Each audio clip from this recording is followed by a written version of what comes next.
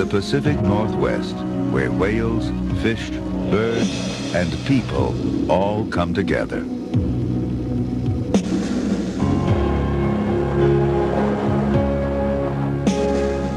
This is Puget Sound.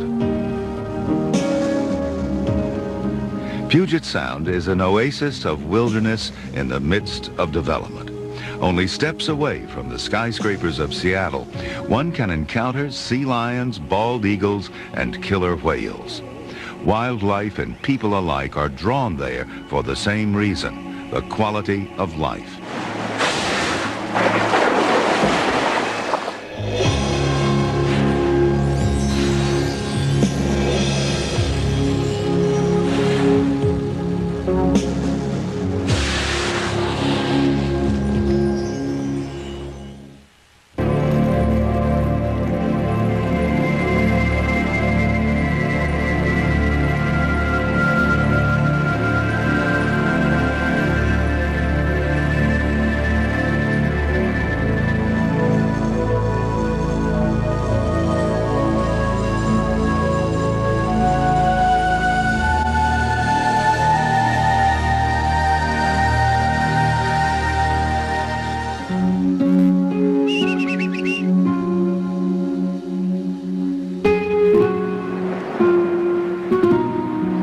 In the northwest corner of America, a shining sliver of the Pacific Ocean creates a place unlike any other in the world.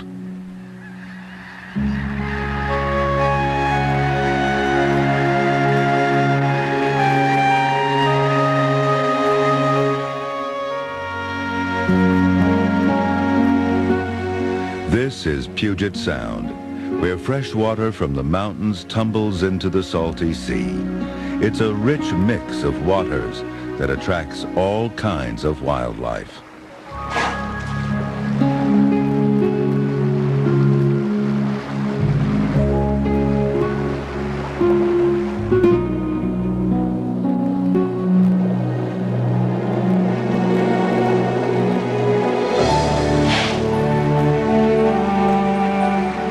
The spirit of Puget Sound, the orca. Families of these killer whales have made the Sound their home for generations.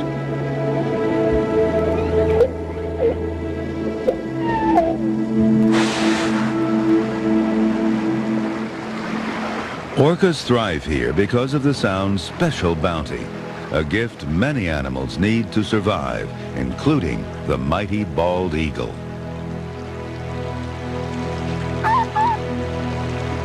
That gift is salmon, and Native Americans have relied on it for centuries. Indian leader Billy Frank. It's very important to our lives that salmon is here. We're salmon people here in Puget Sound. We live and talk salmon. We joke about salmon. We draw salmon. We paint salmon. Salmon's on our totem pole telling a story about the salmon. So we try to talk for the salmon and tell the people how important the salmon is to the quality of life in the Northwest.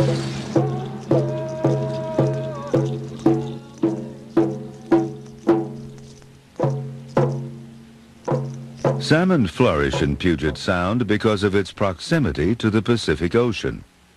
Greater Puget Sound is a huge estuary made up of straits, inlets, and bays. But it wasn't these rich waters that lured European settlers to the Northwest. It was big timber.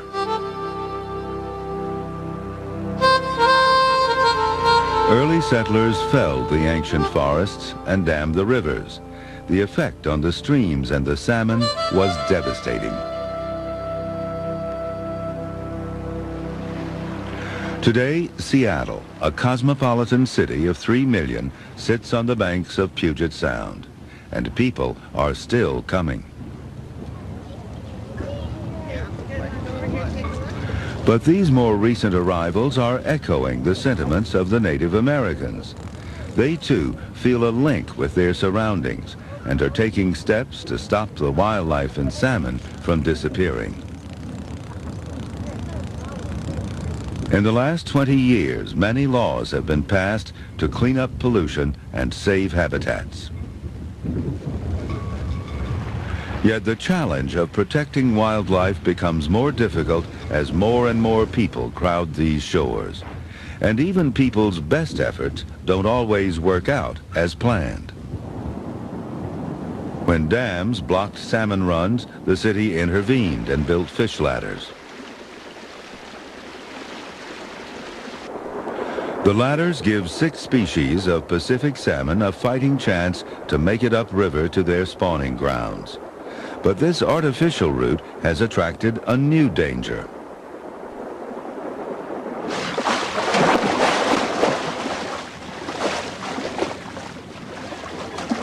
It's light entertainment for downtown Seattle tourists to watch California sea lions devour steelhead salmon.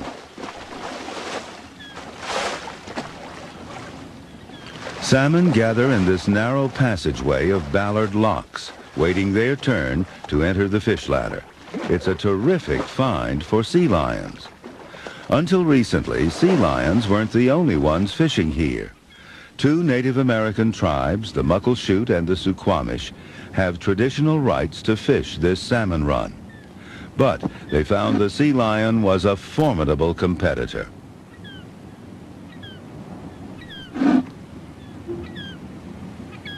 The sea lions learned that fishermen's nets meant an easy meal. They set up territories to keep other animals away from their nets.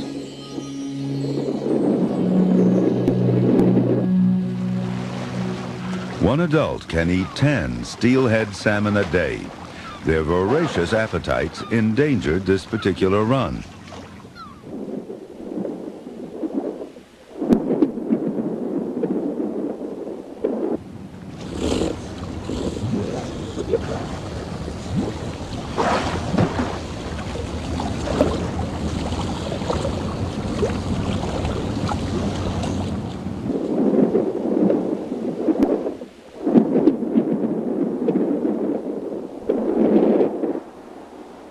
The Native Americans realized that there were not enough salmon for both sea lions and themselves, and so they stepped aside, allowing the sea lions full run of these waters. Sea lions aren't entirely to blame for the disappearing salmon. Human development has played a big part in destroying salmon streams. There's hardly any place left for the remaining fish to breed.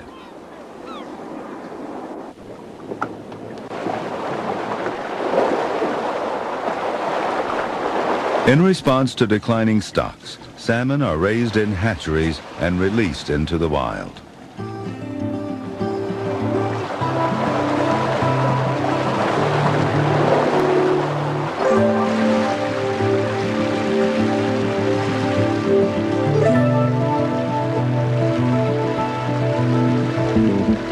Another approach to saving salmon is to save their rivers. In the last 10 years, school children have transformed these devastated waters into a thriving salmon run.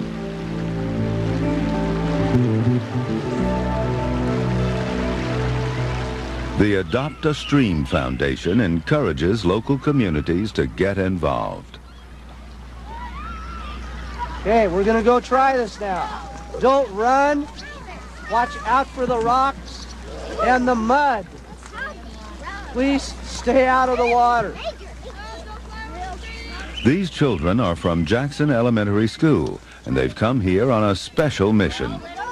The children carry bags of tiny fish, salmon they have raised from eggs. Now it's time to release their fish into the stream.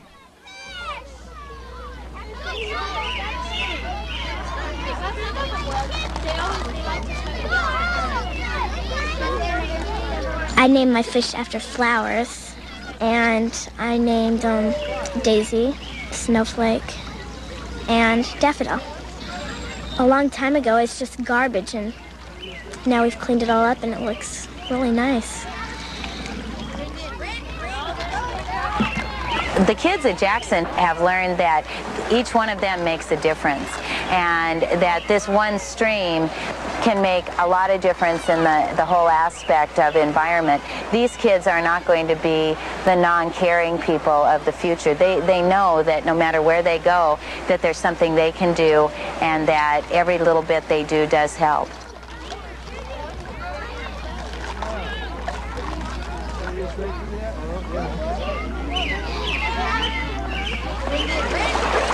During the autumn and winter months, Pacific salmon return to their place of birth to spawn. They find their way by following the unique smells of their native stream. It's an exhausting journey. Upon entering fresh water, they stop eating and survive off their fat reserves.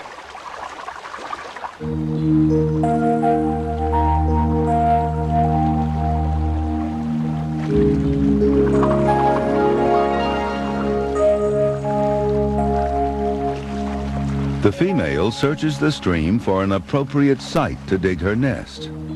Over the next few days, she'll lay up to 5,000 eggs.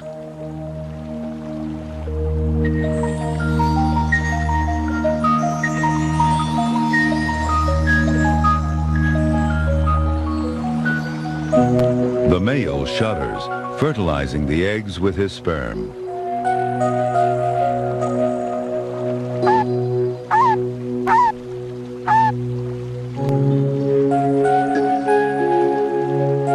The female will guard the nest against other salmon, but can't defend her eggs from bigger predators.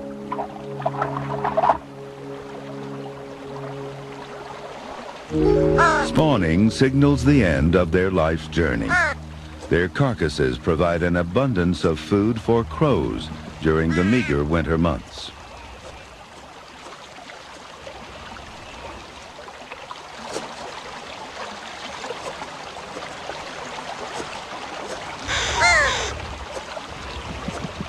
Many animals time their appearance to these crucial salmon runs. These lofty visitors survey the pickings. Bald eagles come from as far away as Alaska to feed on winter runs of chum salmon.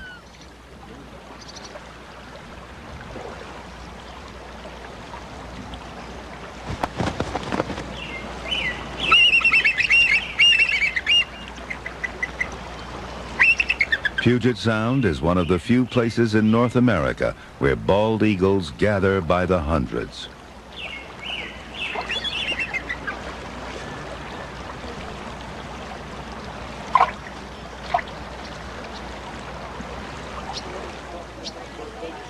People gather here too, but they're not interested in fish. Each week, hundreds of bird lovers trek through the near-freezing temperatures for a look at these magnificent birds of prey.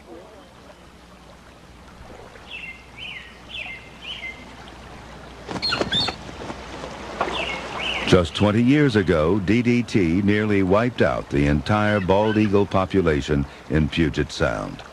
With a ban on DDT and full protection under the Endangered Species Act, the bald eagle is making a comeback.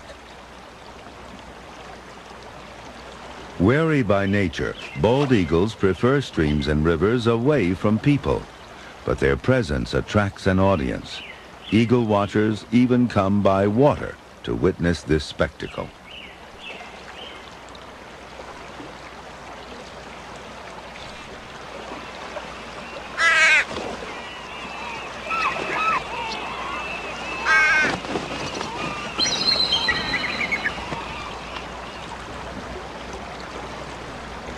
A small rafting industry has grown up.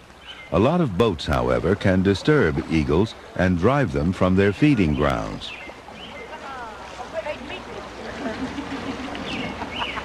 To protect the birds they come to see, people visit only at midday, when most eagles have fed and are resting. It's a compromise that works out for the eagles and their admirers.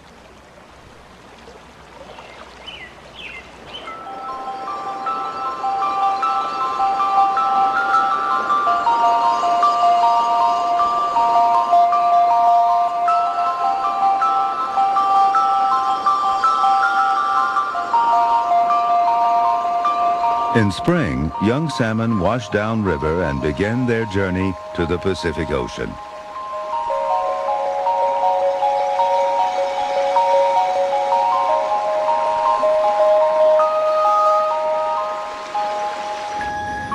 That journey runs an obstacle course of human development. Rivers that once meandered through forests are now lined with concrete. Docks and warehouses have replaced the marshes where young fish used to feed.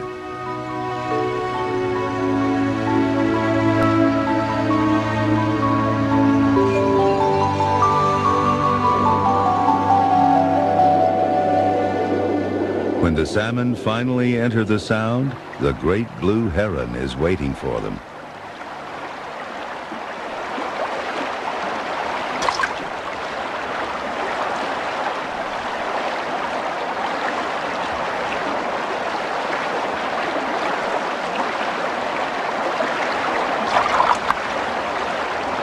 Mergansers also hunt young salmon.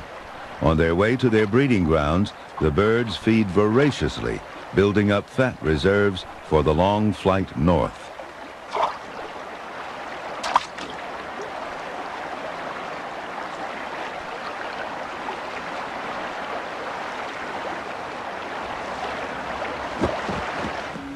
The Greater Puget Sound Basin is a meeting place for countless rivers and streams.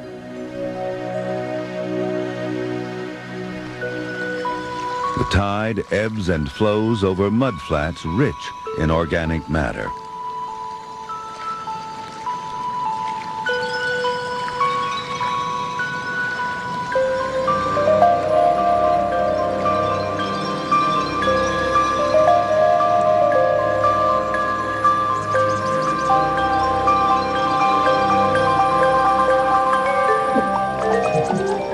Marine snails come out at low tide to feed on the rich sediment.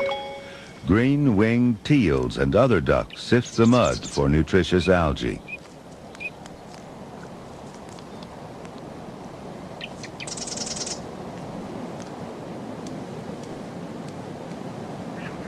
The congregation of waterfowl attracts larger winged predators, such as the gyrfalcon.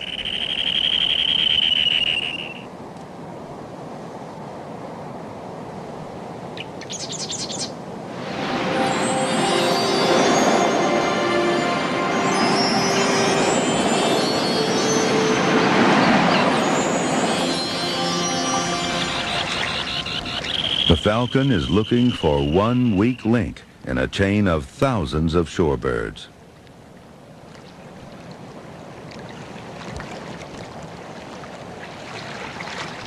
It's the millions of crustaceans, clams, and worms in the mudflats that lure the birds down from their migration routes.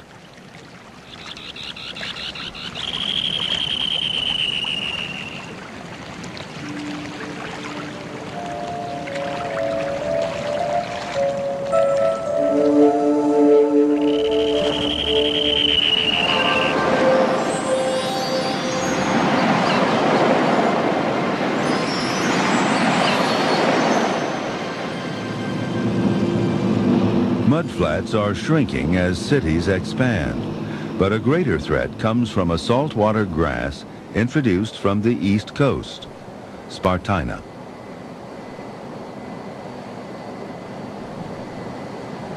Spartina grows well in shallow water, developing quickly into a thick, high marsh.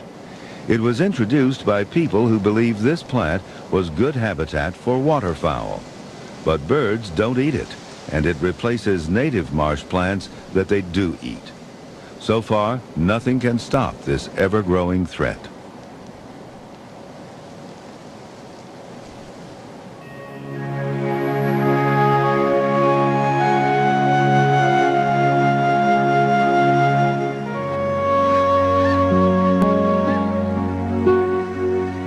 Snow geese arrive for the winter.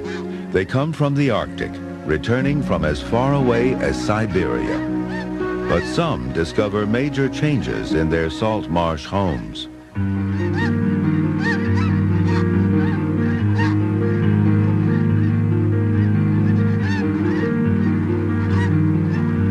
Most of the Sound's salt marshes have been drained and turned into farmland. But the geese are adaptable and have taken up residence on the farms, eating winter grasses and wheat.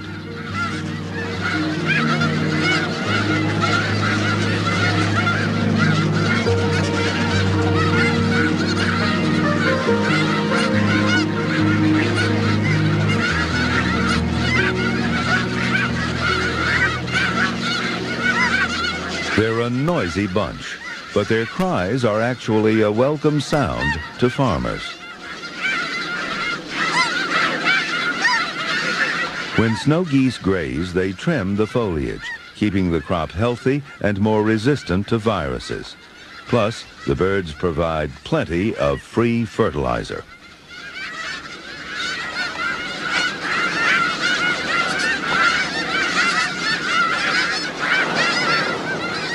The extraordinary numbers of birds bring out people by the carloads.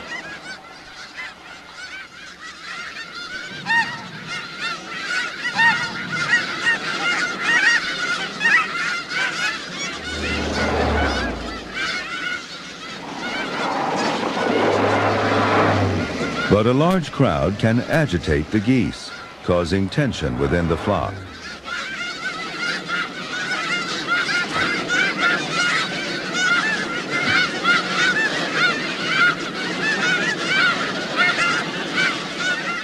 If someone gets too close, the birds will panic. Frantic takeoffs can kill some of the geese. And there's another threat, this time from the sky.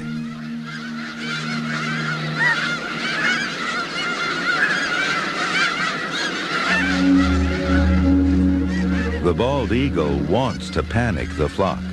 An injured goose will be an easy target.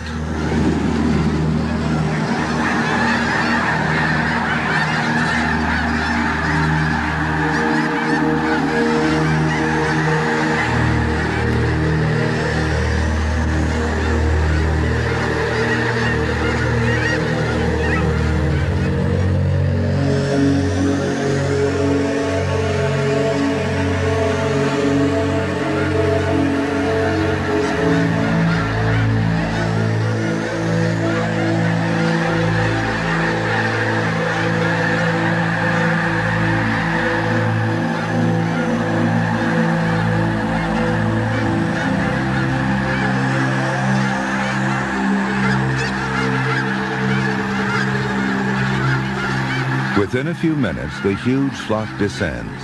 Without sighting an easy target, the bald eagle returns to his perch.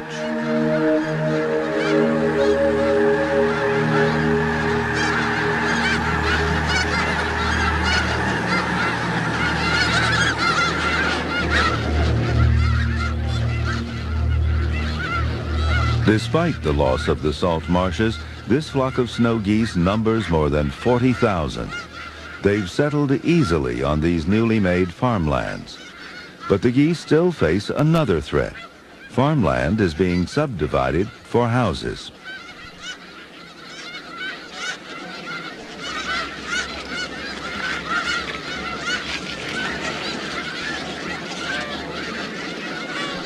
Government wildlife agencies have stepped in to protect the snow geese. They plan to purchase farmlands so that geese and other wildlife can feed securely.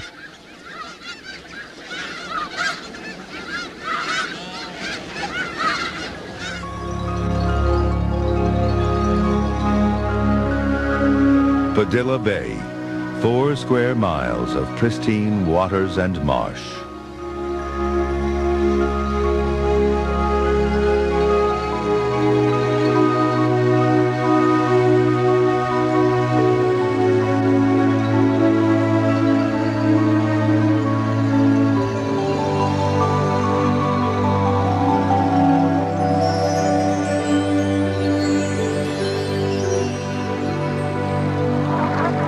Black brant geese flock here to feed on their favorite food, eelgrass.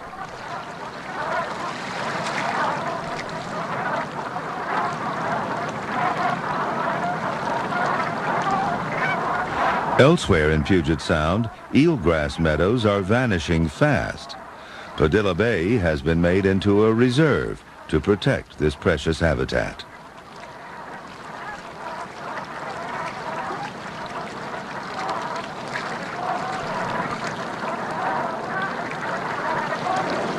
Branch geese usually bob for eelgrass beneath the water's surface, but when winter storms wash the grass to the shore, the brants follow.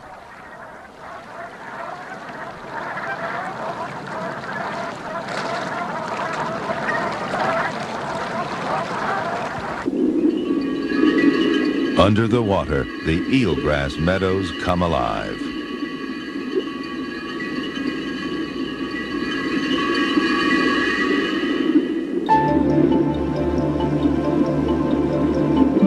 Algae growing on eelgrass is food for all kinds of marine creatures.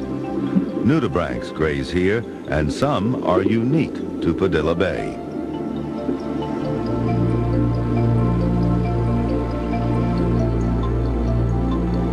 There are plenty of snails for a hungry sea star.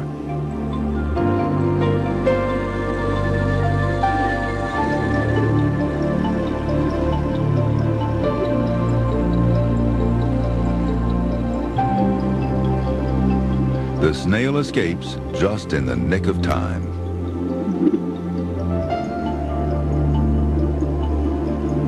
The open maw of a hooded sea slug waits for floating plankton drifting along the current.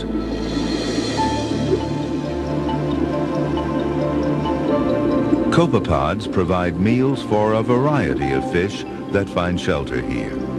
Once the keen-eyed stickleback sights its prey, the chase is on.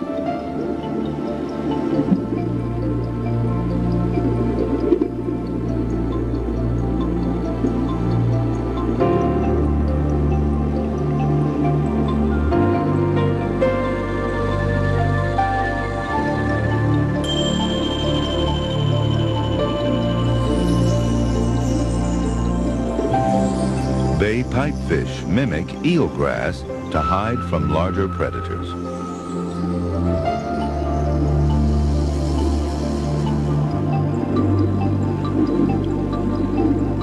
The snake prickleback is distracted from hunting worms by a wandering copepod.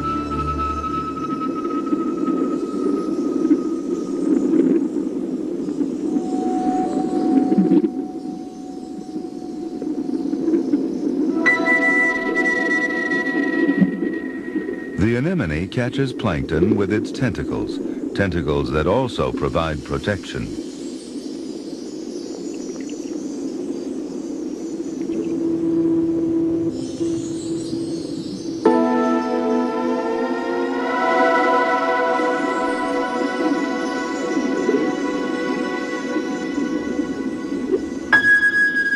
But the anemone's stinging tentacles don't impress everyone. This nudibranch is immune to the stings. It eats the tentacles and absorbs the toxins to use for its own defense.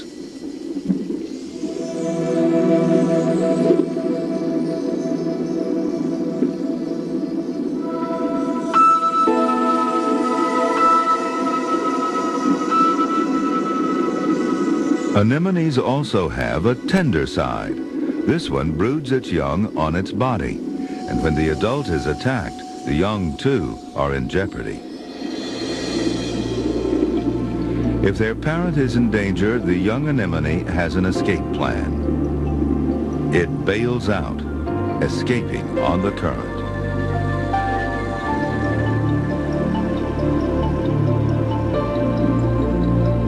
The young anemone needs to grab a blade of eelgrass for protection. The ones that miss are doomed.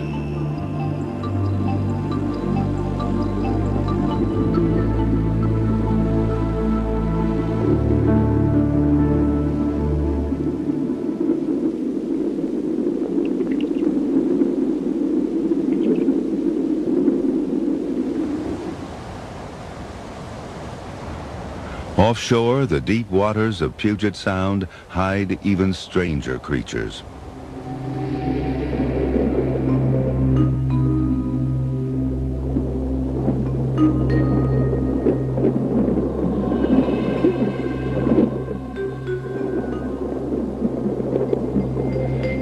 rock crabs and starry flounders dominate these dark depths.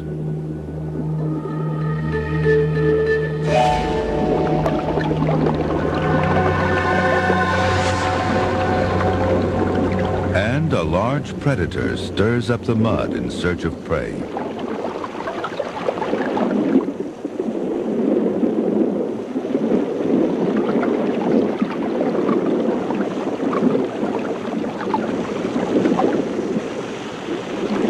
Commercial divers spend hours each day stalking the dark, muddy bottom for a strange but abundant animal. Using a pressure hose, they blow away silt from a burrowing geoduck. In some areas of the Sound, geoducks are so plentiful, divers may take 1,000 pounds in just a few hours.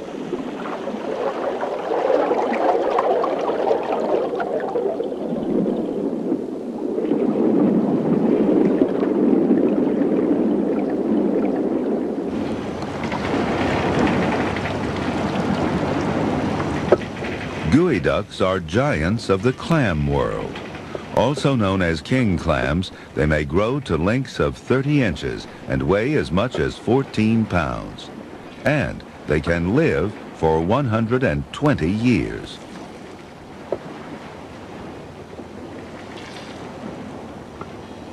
It wasn't until the 1930s that vast beds containing millions of geoducks were discovered in Puget Sound. Now they're served as a delicacy and have become expensive items in sushi bars.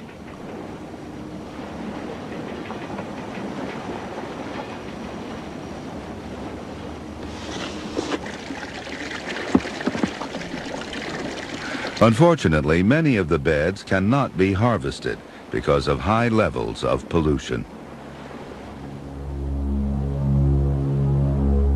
The harvesting of future geoduck generations will depend on how clean the waters of Puget Sound can be kept. And new housing developments built right on the water add to the problem.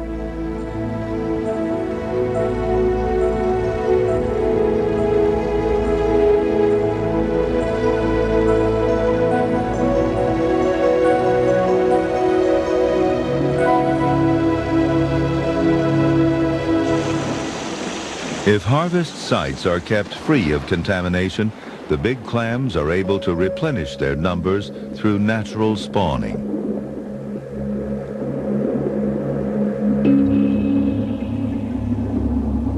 Eggs and sperm ejected from the adults eventually unite, forming new colonies.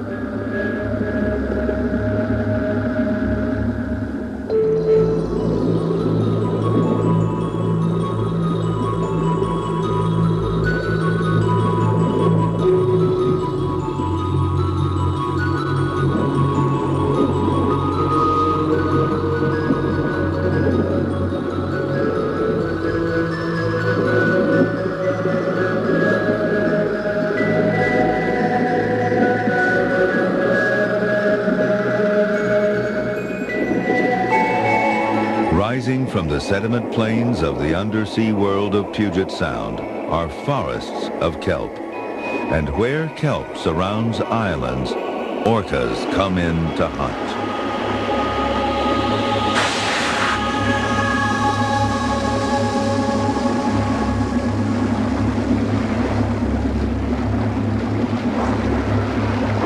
These killer whales hunt in teams. They coordinate their movements with complex calls.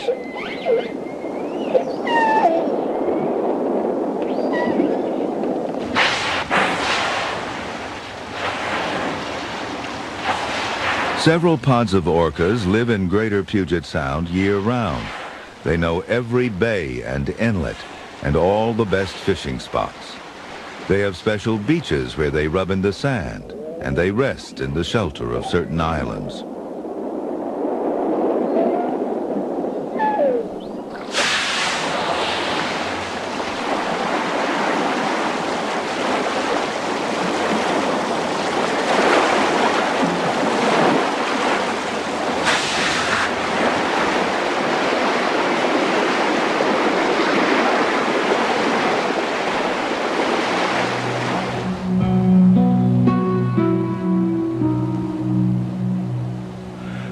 islands provide a retreat for people, too. They come seeking the same thing that's important to wildlife: isolation.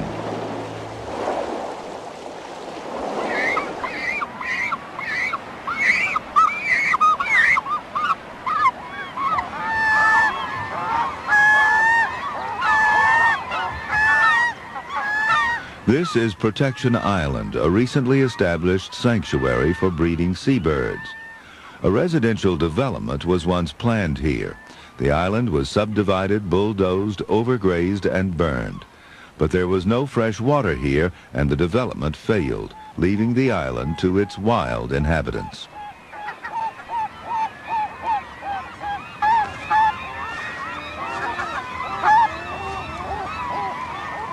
In spring, 5,000 pairs of glaucous-winged gulls vie for nesting territories. Males tenaciously defend the nest site chosen by their mate.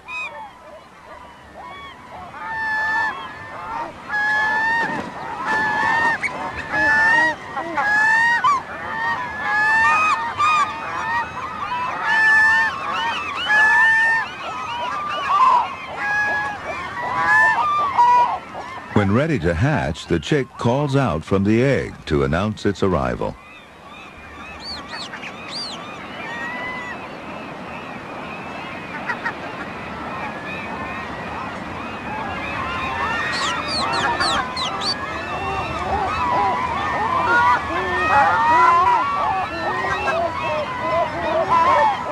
With so many nests in the gull colony, parents must be able to identify their own young. The pair learns to recognize their chicks by the pattern of spots on their heads.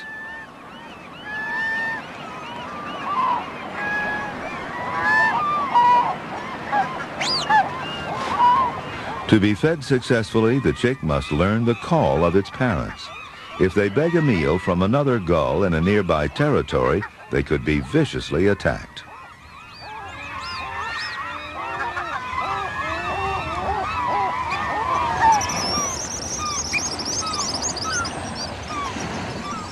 Pigeon guillemots also rely on Protection Island as a safe place to raise their young.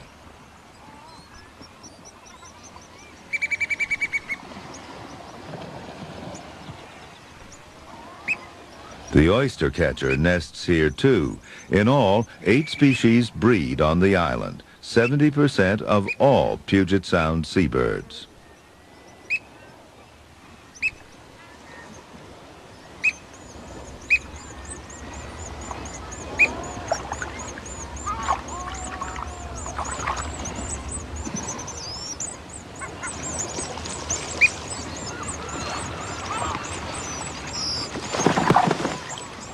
Pigeon guillemots don't nest in colonies, but as individual pairs. Anywhere they can find a suitable site. Driftwood piled up high by winter storms provides a perfect nesting place.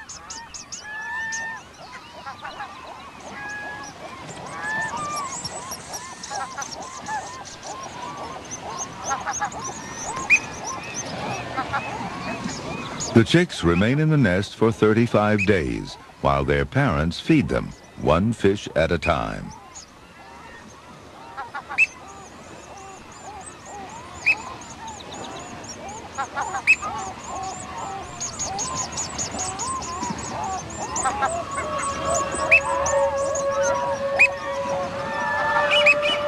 Protection Island has no ground predators to worry the nesting birds. Trouble comes in on the wing.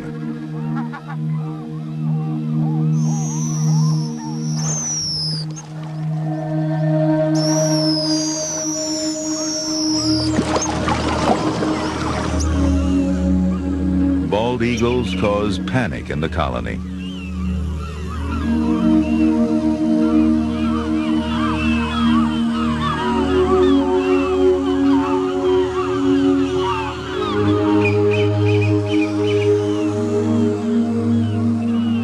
An adult pair and 8 juvenile eagles make their seasonal home here. The nesting colonies are easy hunting grounds.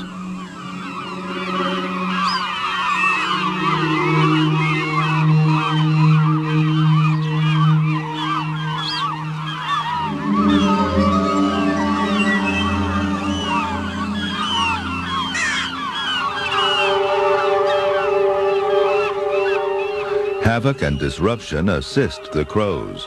When all eyes of the colony are on the attacking eagles, they're quick to exploit the chaos.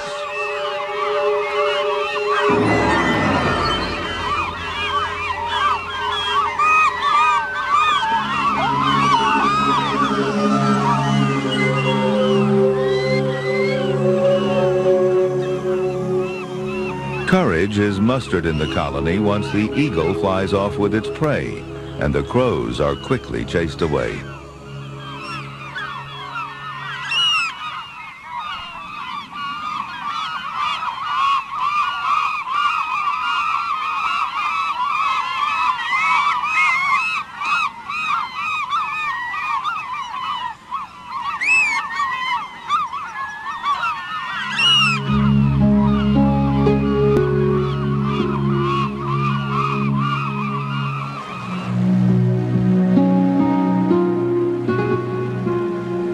The solitude of these islands is also important to a creature from the sea, the harbor seal.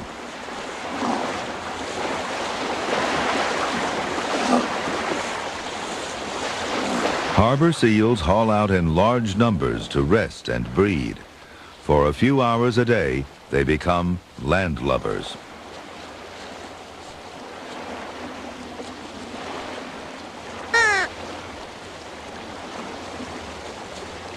These idle hours serve an important purpose. When diving, seals depend on the oxygen stored in their blood. When that oxygen supply is exhausted, they must come to the surface to recharge. It can take several hours for their blood to regain the oxygen level that will enable them to dive again.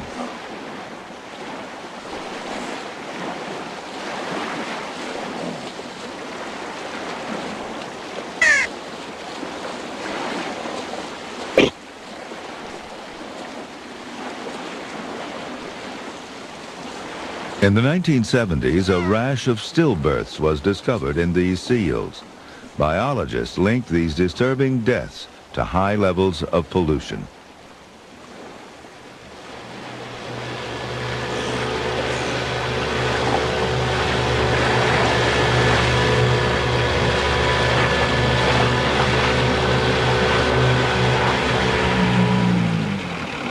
John Colombo Kiedis of Cascada Research is conducting a long-term study of pollutants in marine animals. All of my research on pollutants in both fish and seals stem from a belief that by learning more about the presence of these pollutants in the environment, we could take more effective action to improve the environment.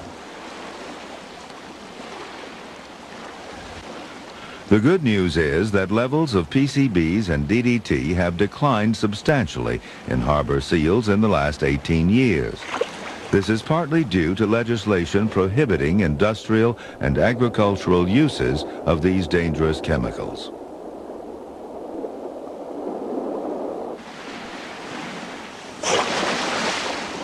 Certainly the research on marine mammals and harbor seals has served as one of the reasons that there's been such an interest in cleaning up a lot of the marine waters, including Puget Sound.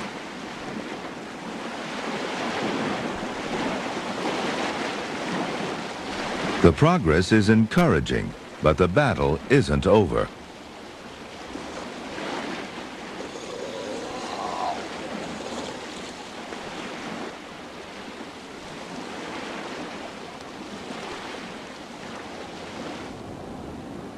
Modern industry discharges pesticides, metals, and other toxic substances into Puget Sound. And the growing population is responsible for the 300 million gallons of partially treated sewage entering the Sound every day.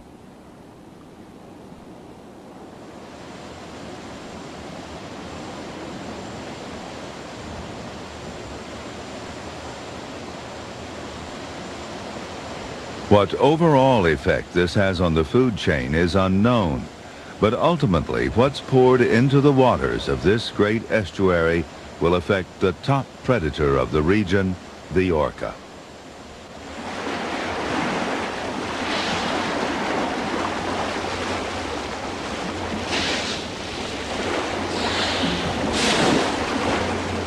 Many transient orcas visit these inland waters, but 3 family groups are considered residents, and they are being studied by biologist Ken Balcom and his associates.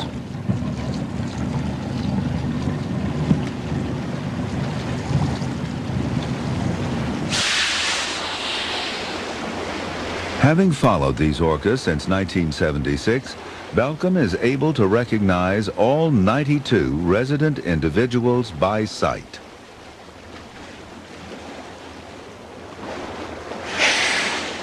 Each whale is identified by the shape of its dorsal fin and white saddle patch.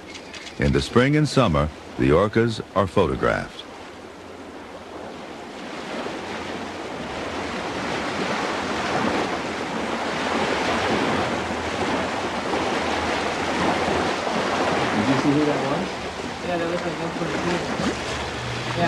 Births and deaths are noted, as well as the general health of each animal.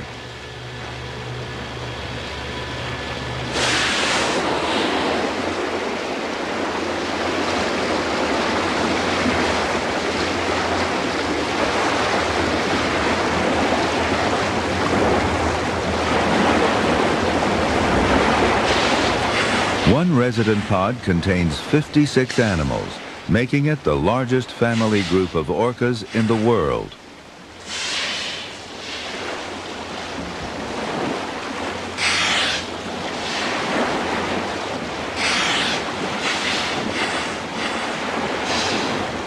Orcas may travel more than 100 miles a day with an energy that seems boundless.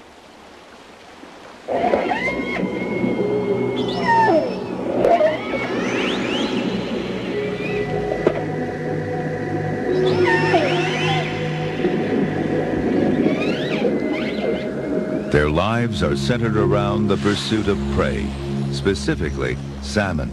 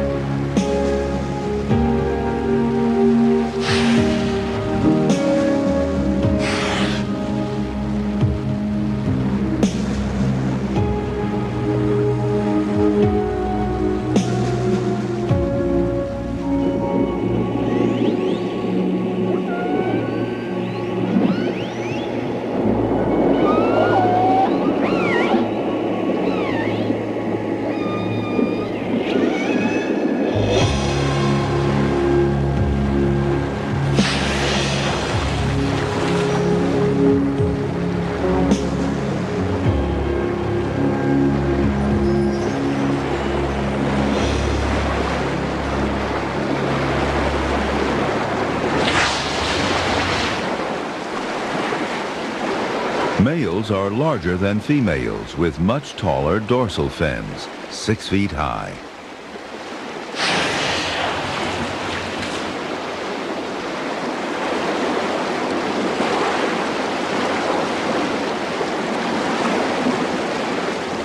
But it's the female who leads the pod.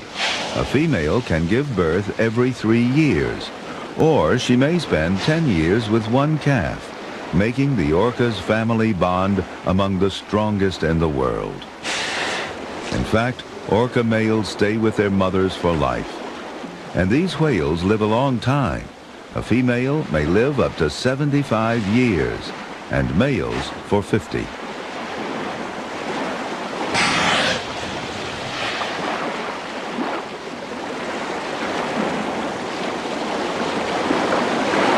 During the 1960s and 70s, orcas were captured from Puget Sound for display in aquariums. Local people rallied to protect the killer whales and pressured lawmakers to save them. Now they are protected, but the whales won't fully recover their numbers until the end of this century.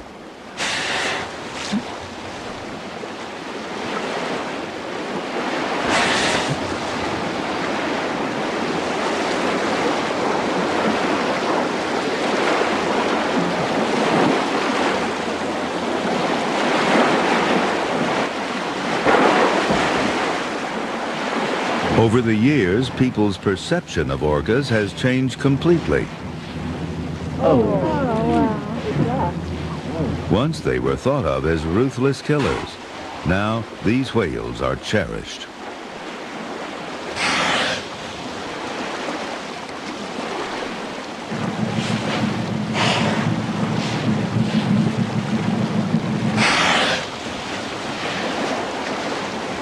Whenever dorsal fins are sighted, a small flotilla gathers at a respectable distance.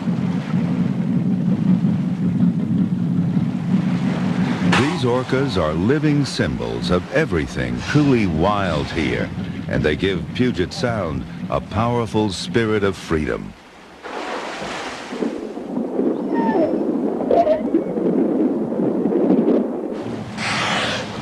It's a freedom a few abuse by getting too close.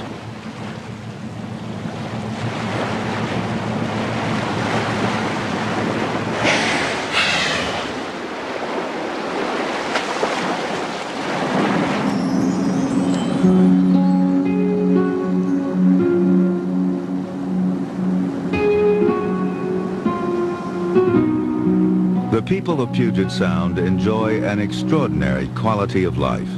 There are salmon in the nets, eagles overhead, and whales in the waters.